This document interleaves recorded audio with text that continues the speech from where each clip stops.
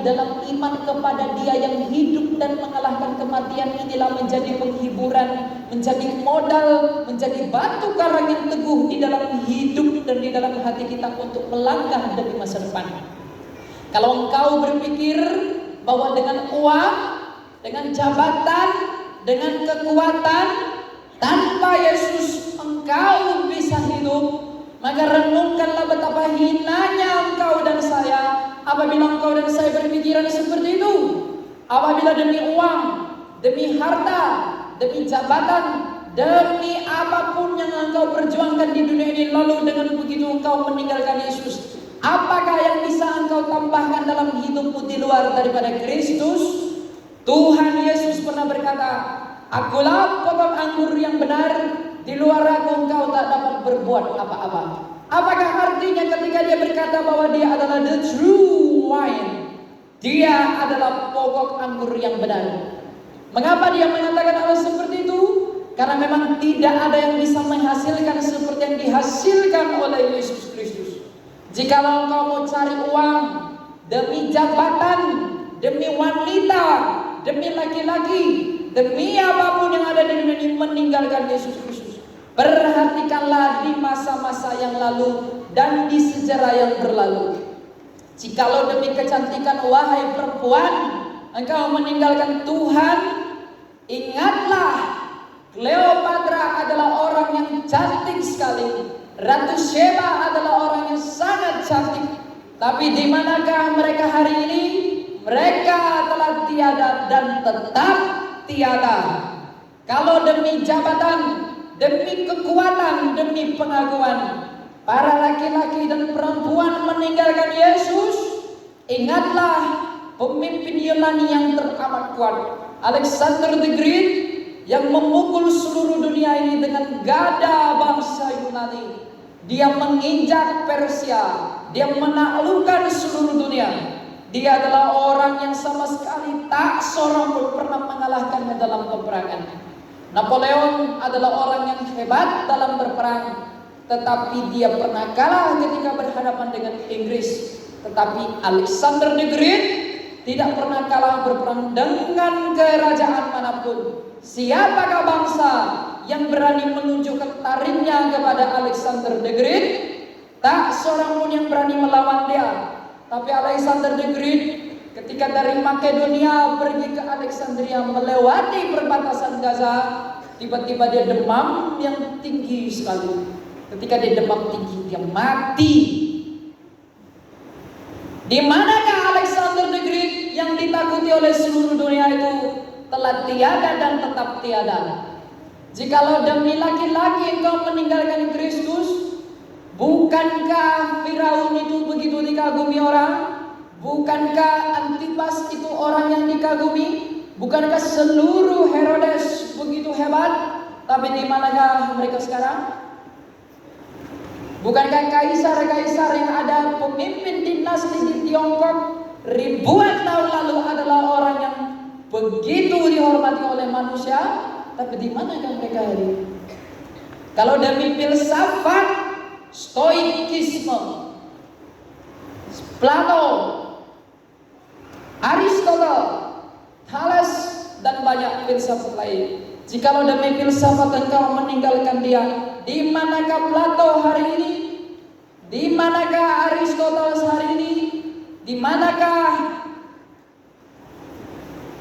Strabo hari ini? Bahkan dari Tiongkok, Konghucu di manakah dia? Lao Tse di manakah dia?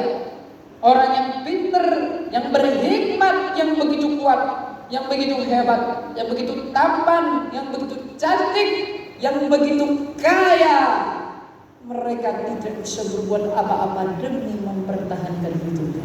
Semua yang mereka genggam, semua yang ada di atas kepala mereka, semua yang mereka bawahi, semua yang dianggap mereka sebagai kemuliaannya, ternyata tak bisa menyelamatkan mereka dari sebuah kematian. Mereka semua telah mati dan masih mati dan akan mati.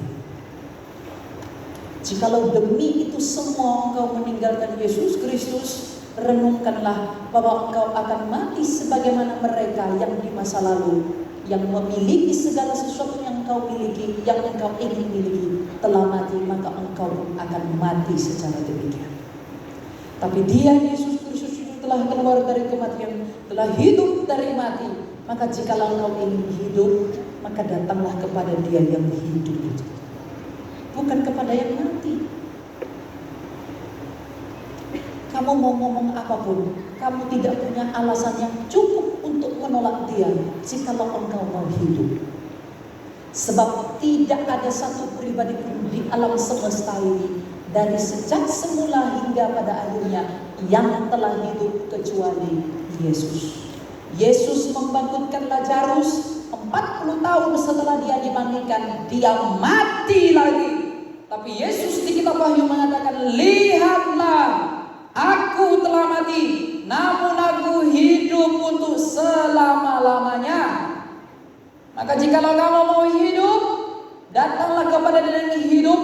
Maka keyakinan, kepercayaan akan hidup yang ada pada Yesus inilah yang harus kamu gunakan sebagai kekuatanmu untuk melangkah di dalam hari-hari dan hidup ke depan. Wahai anak muda, apapun yang akan terjadi dalam hidupmu kelak, kamu tidak tahu. Tapi jikalau kamu memiliki iman yang teguh di dalam Yesus, aku mengingat Tuhanku Yesus Kristus yang telah mati, tapi telah menyalahkannya dan bangkit, maka sekalipun engkau ingin membunuh aku, sebagaimana para rasul telah rela mati demi Tuhan. Mengapa para rasul rela mati demi Yesus? Karena mereka telah melihat Tuhanku Yesus Kristus telah mengalahkan kematian. Untuk apa aku takut pada kematian? Tidak ada di dunia ini yang muridnya rela mati demi gurunya selain daripada para rasulnya Kristus, yang semua rela mati demi Kristus. Markus ditarik kuda di Alexandria, Petrus disalib terbalik di Roma, Paulus dipenggal kepalanya di Roma, Bartolomeus, Andreas semuanya disalib dan mengalami aniaya. Yohanes digoreng di minyak panas. Mengapa mereka semua rela mati konyol demi Yesus? Karena mereka melihat dengan matanya sendiri bahwa Yesus Kristus itu telah hidup. Hidup itulah yang kucari. Hidup itu hanya ada pada Dia. Kematianlah yang kutakuti. Kematian telah ditaklukkan oleh Dia. Maka demi apapun aku rela memberi diriku kepada Yesus. Maka Yesus berkata, berbahagialah engkau yang kehilangan nyawamu oleh karena namaku, karena engkau akan memperolehnya. Itulah yang menjadi kekuatan bagi orang percaya. Maka dikatakan iman adalah dasar dari pengharapan. Pengharapan akan apa? Akan hidup. Seluruh dunia meletakkan keinginan hidupnya atas yang ada abadi dunia. Dunia ini berkata, dengan memiliki semua yang ada di dunia ini, maka aku bisa hidup. Tapi Kristus berkata, apa gunanya engkau memperoleh seluruh dunia ini kalau kamu kehilangan nyawamu? Apa gunanya engkau menggenggam semuanya jikalau engkau kehilangan nyawamu? Maka anak muda yang bodoh-bodoh, yang mengikuti filsafat kosong dunia, dengan demikian tidak apa-apa aku mengawinkan diri dengan orang di luar Kristus, gak apa-apa aku meninggalkan Kristus, yang penting aku baik, yang penting aku saleh. Sekarang saya tanya, siapakah yang oleh karena kebaikannya bisa mempertahankan nyawanya? Orang baik manakah di dunia ini yang tidak mati? Orang pintar manakah di dunia ini yang tidak binasa? Maka Kristus ketika berkata, akulah jalan dan kebenaran dan hidup. Ketika Dia mengatakan akulah jalan, I'm the way, Dia menjadi jawaban untuk seluruh agama di dunia ini yang berusaha menjadi jalan kepada Tuhan. Ketika Dia mengatakan I'm the truth, akulah kebenaran, Dia menjadi jawaban atas seluruh dunia filsafat yang berusaha cari kebenaran. Ketika Dia mengatakan akulah hidup, I'm the life, Dia menjadi jawaban untuk seluruh manusia yang mati-matian mencari hidup. Inilah yang harus engkau imani agar engkau bisa tetap berbuah dan diam di dalam Dia.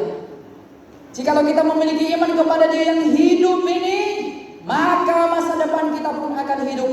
Sebab apa yang engkau tabur dalam iman, itu pula lah yang akan berbuah.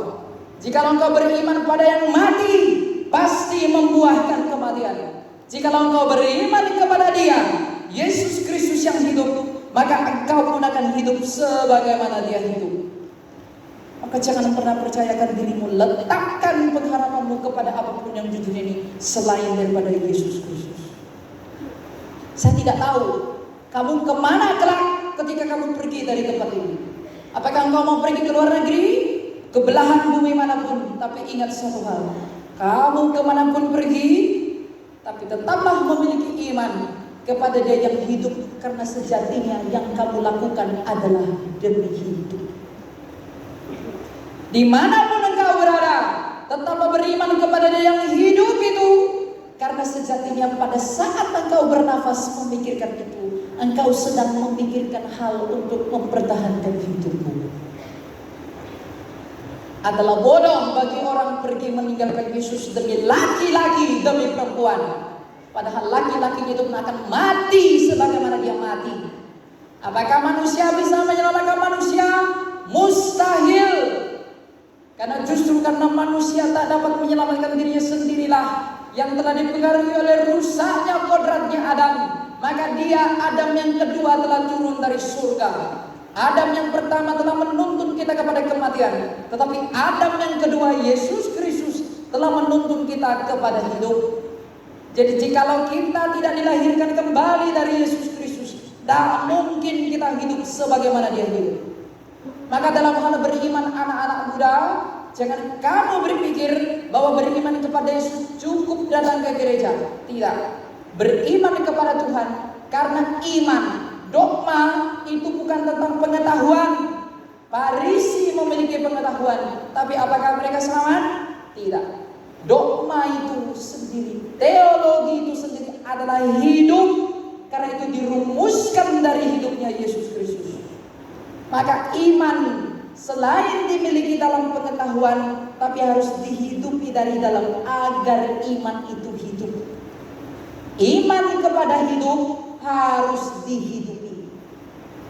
Iman yang memimpin kepada hidup harus dihidupi. Bagaimana cara menghidupinya? Bagaimana cara menghidupnya? Kita harus mengerti bahwa kita memang sadar untuk diselamatkan melalui iman, karena kamu dan saya diselamatkan oleh iman. Yang mencari kepuasan di luar daripada Tuhan karena tertipu sekali. Manusia berpikir kebahagiaan itu status benda. Dengan memiliki Rolex, dengan memiliki mobil mewah, dengan memiliki rumah besar, dengan memiliki uang beribu-ribu juta, maka engkau bahagia. Tidak. Di manakah kebahagiaan orang kaya yang menderita di alam maut di dalam Injil Lukas itu? Di manakah kebahagiaan dia? Dia dipuji orang yang kaya, berpakaian lenan, kain halus berwarna ungu. Tapi ketika dia mati, penderitaannya di alam maut tidak sebanding dengan kekayaan yang dia nikmati selama di hidup. Pikirkanlah anak muda, jika engkau mengerti seberapa cepat manusia melupakan engkau pada hari kematianmu, maka sekarang hidupmu tidak akan kamu gunakan untuk memuaskan orang lain. Dengan apa? Dengan uang, dengan validasi, dengan pengakuan. Kalau aku pakai baju ini, aku akan dipandang kaya. Kalau aku pakai mobil ini, aku akan disegani. Kamu mencari perhatian manusia, tapi engkau tidak pernah merespon panggilan Tuhanmu. Padahal kelak pada hari pengadilan, hanya Tuhanmu lah yang kamu hadapi untuk engkau bertanggung jawab kepadanya. Lalu kita tidak mempersiapkan diri untuk itu? Di manakah ada masa depan tanpa iman? Yang di luar iman kepada Yesus yang hidup itu, masa depan kita pastilah kematian. Jika kita beriman kepada uang, kita beriman kepada kecantikan tubuh, jika kita beriman kepada harta, sebagaimana harta, kemolekan dan uang akan terbuang, maka kita yang mengawinkan diri kepada Dia pun akan terbuang. Tapi jika saya dan kamu beriman kepada Dia yang hidup, sebagaimana Dia hidup, kamu dan saya akan hidup. Karena masa depan kita bukanlah masa depan demi kematian, tapi Dia, firman Allah menjadi manusia, adalah untuk memberikan kita pengharapan masa depan seperti masa depan yang ada pada Dia, yaitu hidup yang kekal itu. Jangan berpikir terlalu cetek, jangan berpikir terlalu kecil. Anak muda bilang, aku masih muda. Enggak lah, belum saatnya aku memikirkan Tuhan. Nanti aja kalau udah tua, sibuk dulu cari harta.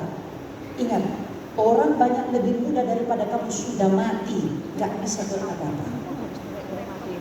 Jangan hibur dirimu dengan itu.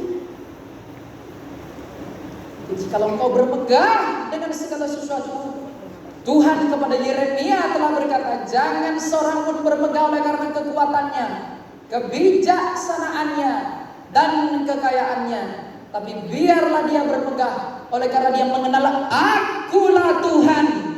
Maka apakah kemegahan kita sebagai orang Kristen? Apa yang membuat kita bangga sebagai orang Kristen? Kita bangga yang pertama karena kasih Allah yang tidak bersyarat.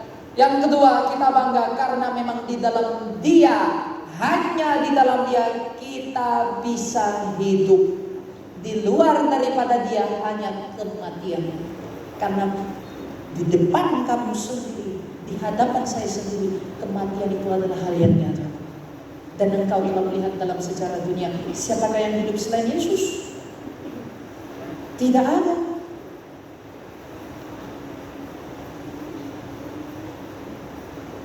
Apa yang kau inginkan dalam hatimu, hatimu itu akan menuntunmu pergi kepada tempat itu. Jika engkau mau hidup, maka Tuhan akan menuntunmu kepada Yesus. Tapi kalau kamu mau yang lain-lain, yang macam-macam, yang aneh-aneh, yang gak masuk akal, pasti kamu akan meninggalkan dia.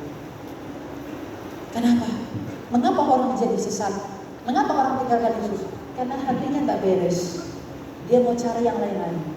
Dia cari uang, dia cari harta, dia cari kekayaan, dia cari perempuan. Karena perempuan itu cantik sekali menurut dia, dan perempuan ini mau ajak dia kemana pun dia dibawa tetap mau. Lagi gaya berpacaran anak muda sekarang, demi pacarnya, demi kekasihnya, dia lakukan semua hal. Kalau perempuan mengatakan, aku tidak mau laki-laki selain provider man, yang princess treatment, dia merasa princess, padahal tidak princess. Ingin diperlakukan princess? Hatinya tidak princess, hatinya Dracula. Perempuan mengatakan, aku harus cari laki-laki yang kalau aku pengen apa-apa dibelikan. Aku pengen beli baju dibelikan. Pintu mobil dibuka. Masuk mobil digendong. Sumpit dibuka. Minum disediakan. Dia cari laki-laki yang model pembantu. Maka inilah laki-laki yang sungguh-sungguh mencintai aku. Itu kata perempuan. Kalau kata laki-laki, sayang, yang penting kamu cantik, apapun kuusahakan. Kamu tinggal tidur aja di rumah. Gak usah cari uang, aku aja cari uang. Kalau kamu gak bisa masak, kita cari pembantu. Ya kan? Kenapa begitu? Kamu mencintai dia kan? Hujan petir halilintar. Pacarmu ingin bakso, kamu terobos. Buat mandi, teleponan, selingkuh, 24 jam teleponan, tapi Tuhan 1 menit pun tak ditemui. Sayang, lagi tidur, lagi makan, lagi main. Pokoknya pacarnya enggak pernah ketinggalan info. Tapi dia enggak pernah info Tuhan tentang kondisi dirinya yang udah sakit seperti itu. Kalau kamu melakukan itu, perempuan, kalau kamu melakukan begitu banyak hal kepada laki-lakimu karena cintamu, wahai laki-laki, kalau kamu melakukan banyak hal demi cintamu kepada perempuanmu, mengapa kau tidak melakukan sesuatu demi cintamu kepada Tuhan? Kenapa? Renungkan aja, biar kita nggak tertipu. Kita ini tertipu loh. Perempuan posting foto, rambut sudah di apa itu? Bulat-bulat ini. Pakai baju, beli baju banyak, foto di cermin, posting, dapat pujian, puas. Laki-laki banyak uang, beli mobil, foto setir mobilnya, biar kelihatan keren. Di TikTok banyak begitu. Lalu dipuji, apa namanya? Starboy. Lalu dengan begitu laki-laki banyak. Kenapa perempuan begitu? Demi memikat laki-laki. Mengapa laki-laki begitu? Demi memikat perempuan. Tapi pernahkah kita ingin memikat hati Tuhan kita yang hidup itu? Itu tidak bercanda. Itu perenungan bahwa kamu dan saya sakit. Yang ketawa itu paling sakit. Karena disadari.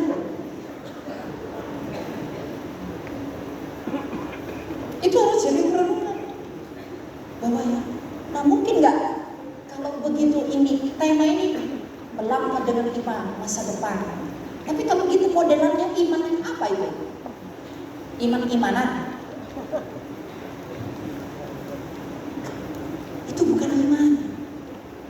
Kamu datang kepada Tuhan, aduh, aku pengen dapat ini, lalu datang ke Tuhan, berikanlah aku ini Tuhan. Jadi dia datang sama Tuhan cuma meminta-minta. Tapi dia tidak pernah mau mengerti Tuhan itu seperti apa.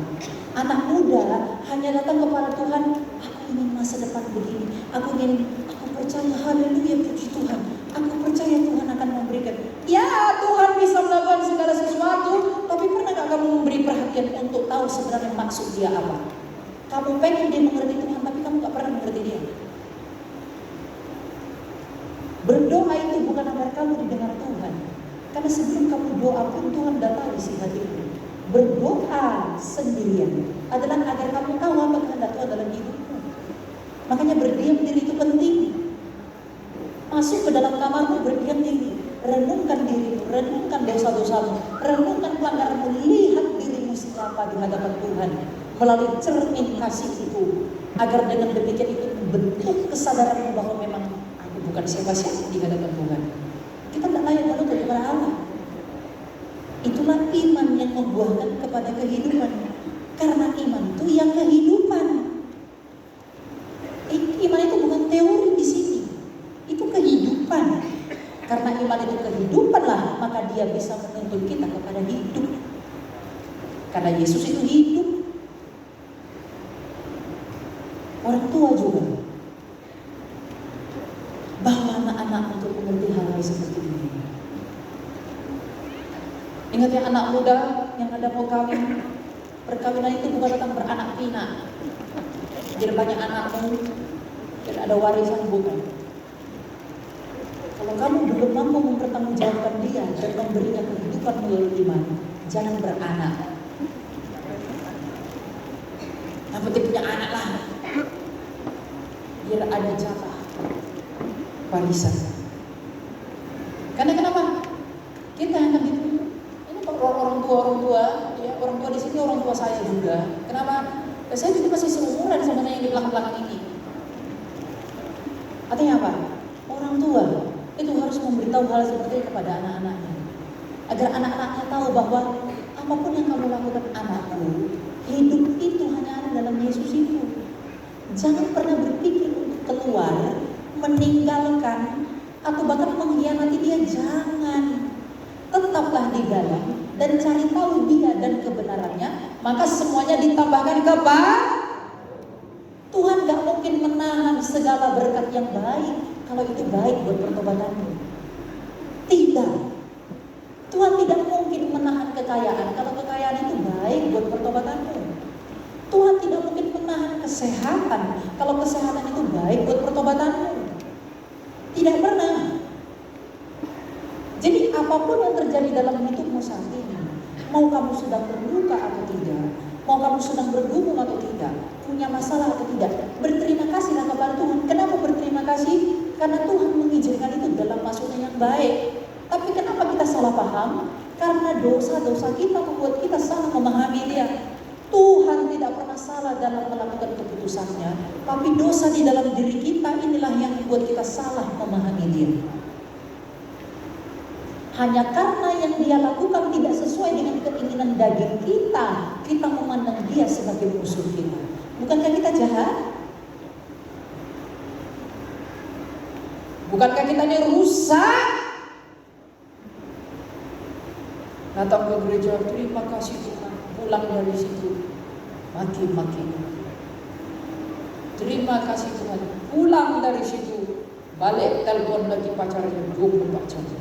Ke Tuhan 2 jam, ke pacarnya 22 jam. Itu pun hanya hari Minggu. Tapi hegemoni dunia ini ya begitu. Makanya dikatakan kuduskanlah dirimu. Kuduskan itu artinya apa? Pisahkan dirimu dari hal-hal seperti itu. Menguduskan itu artinya memisahkan. Nah, anak-anak muda Kristen, karena ini youth revival, pisahkan dirimu dari cara hidup orang-orang dunia ini. Apa alasanku memisahkan? Karena Yesus itu yang hidup. Oh, itu yang kucari. Ya ada pada Dia, maka aku memisahkan diri. Dengan demikian kamu bisa menjadi terang.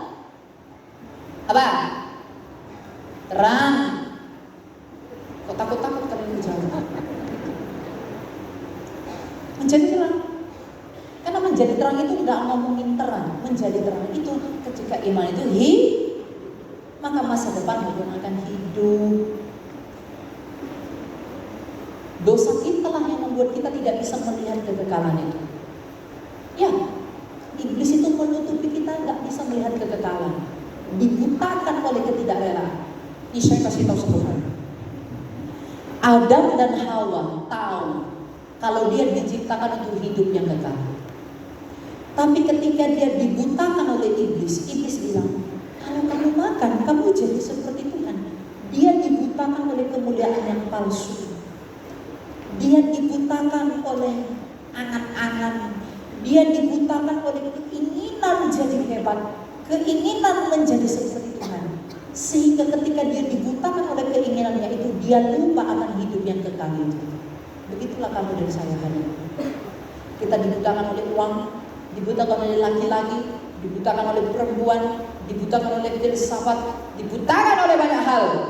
Sehingga ketika kita dibutakan, kita cari uang, kita tamat, kita tidak bisa melihat kekekalan itu.